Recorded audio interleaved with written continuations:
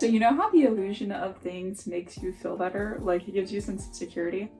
My dog ate my one and only microphone that my brother sent me. It was actually just like the fuzzy part. The microphone itself is fine, but anyway, dull story broken. I'm gonna use this fluffy paintbrush as like a decoy to make myself feel a little bit better about talking. I was never a theater kid, but I do appreciate a prop. I'm here to tell you a story about how I landed a commission and then made no money off of it. Spoiler alert, it was all my fault. Somebody's husband reached out and was like, oh, here's a picture of me and my husband's crabs that we caught. Could you make it into a painting? Now they wanted this painting to be 2 foot by 3 foot, which if you're a painter or a craft maker of any means, you know that that is a very large piece of canvas to work with. But I have a problem of saying yes to everything. And with that big grand yes to others, I very much lowball myself. So when I think about consumers, I think about how they just want something to appear in their lap, which everybody does. I mean, that's why we've created a world of convenience. So with that in mind, when somebody comes to me and asks for a commission, I like to bundle everything together and give them a final price, which includes materials, shipping, labor, all that jazz. For some reason, when I'm asked to do larger pieces, I feel this insane amount of guilt to give them a bigger number, even though the material costs are higher than the average price for my usual commissions. So I just lowball them and I'll do a huge painting for a price at a medium size.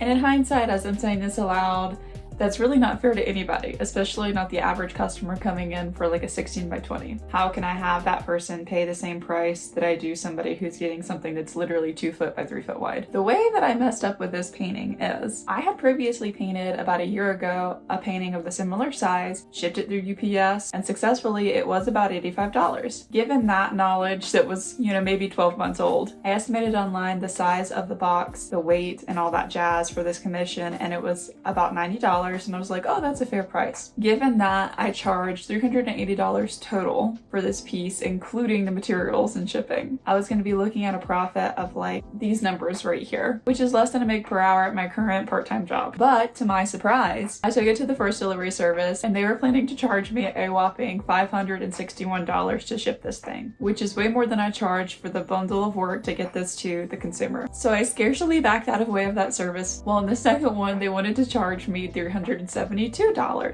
I was given $380 for this painting. I cannot ship it for $372 because that would put me in the negatives for sure. So then I go to a third shipping place and they were to charge me $230.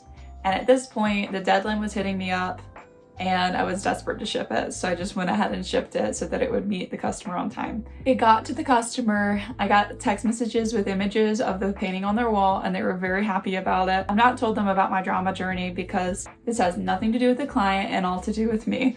So I guess this video is more like a vow that I will take myself more seriously in the year to come if I want to continue this without burnout or making it harder for other artists to sell because my prices are so low. Keeping prices consistent and fair shows respect against myself, other artists, as well as the clients. So that's what I plan to do for the year of 2026. There's going to be some changes. I am currently working on a budget, timelines, and what type of personal projects I'm going to unleash in the year to come. So anyway, I appreciate those of you who are watching this video. Feel like a real silly goose with this mistake. It's no one's fault but my own. I have a lot to consider to be more successful as an artist and I guess like a business manager for myself. I'm excited about that. The most important thing is that the client for this painting enjoyed the outcome. They were able to give it to their spouse as a gift. That's really meaningful to be a part of. All right, goodbye. If you're still here, oh hi, how are you? I thought it would be kind of fun to add some visuals of how I spanned over the process of this painting. Doing this painting was actually so fun, although it gave me many headaches because it was like staring at a jigsaw puzzle for hours. The overlapping of all the claws was very unforgiving. So are people, and I did simultaneously enjoy the challenge. As each individual figure made contact with the next, I had to be very mindful and deliberate about my movements.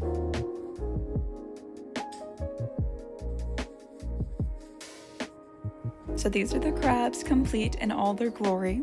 Once I washed the brushes of this project, I was so relieved but also very proud of the outcome. I actually witnessed my first snow here in Colorado the day that I was getting ready to ship, so I brought them outside for a little snow crab caption and you can see how that goes.